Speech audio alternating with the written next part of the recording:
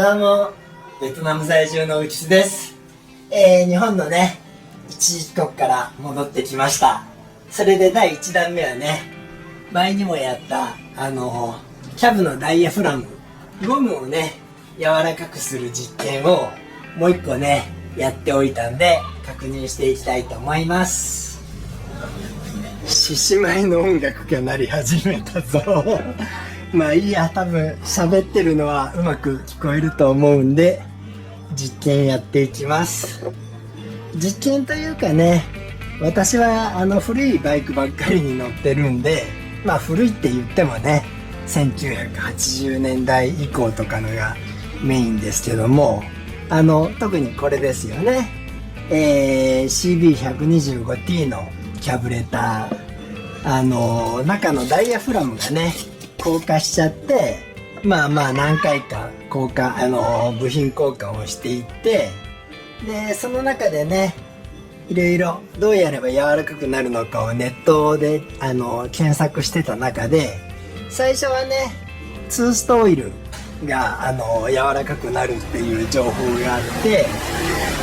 それで私は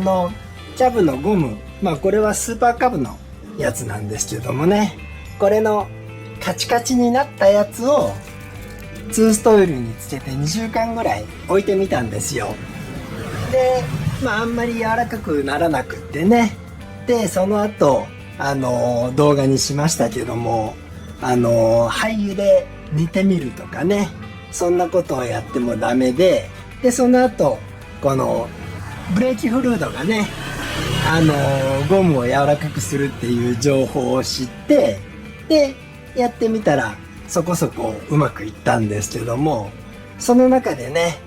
コメントの方でツーストオイルが柔らかくなりますよっていうコメントをいただいてたんですけども、そういえば比較実験をしてなかったなってのがあって、ちょっとそれをねやってみたいと思ってます。でそもそもがね、これこいつはそこそこ柔らかくなったんですが、以前ツーストオイルでね確認した時はもうバキバキに折れてるやつを柔らかくしようとしたんで、それに関してはね、このブレーキフルードでもね、他のキャブの部品で柔らかくはならなかったんで、どっちの方が効果があるのか見ていきたいと思います。で今説明しながら取り出していったけど、向こうがブレーキフルードにつけたやつですね。でこっちがツーストオイルにつけておいたんです。あら、ブレーキフルードの方がやばい感じがするな。まあちょっとね拭き取って、セットします。実は私ね、これ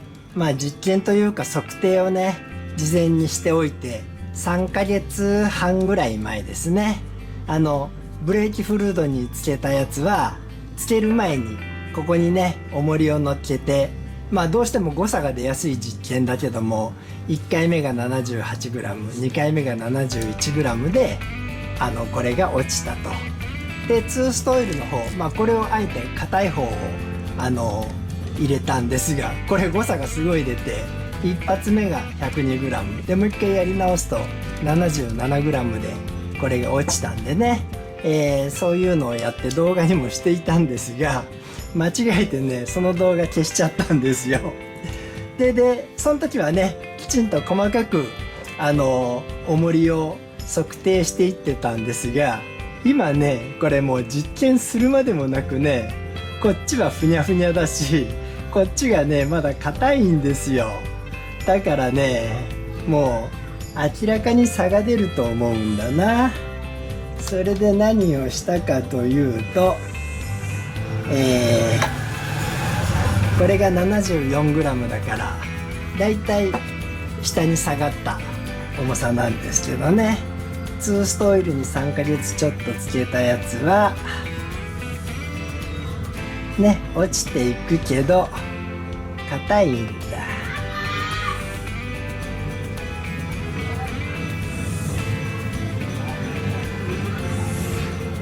まだ落ちるかい？ね、これで下に落ちたんだけども、同じ重さ置いたらね、そうだよね明らかに柔らかさが違うもんな。だからこれは前に78とか71でもっとゆっくり落ちたはずなんだけども、明らかにブレーキフルードにつけたらね、柔らかくなってるんですよ。ちなみにこれってもともとね、ブレーキフルードに一旦つけて少し柔らかくしたやつで実験を始めてるんでね、カチカチのからは言ってないんですが、これが57でしょ。軽くなるから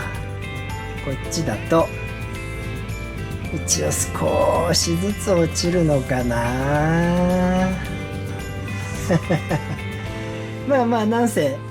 2ストオイルにね3ヶ月つけてもあんま変わらなくって、こっちだったら明らかに柔らかくなってるもんな。だからやっぱりブレーキフルードでね柔らかくした方がいいという実験結果が出てしまいましたこの後細かく見てってもいいんだけどもね、大雑把な実験なんで、もうこれでやめとこ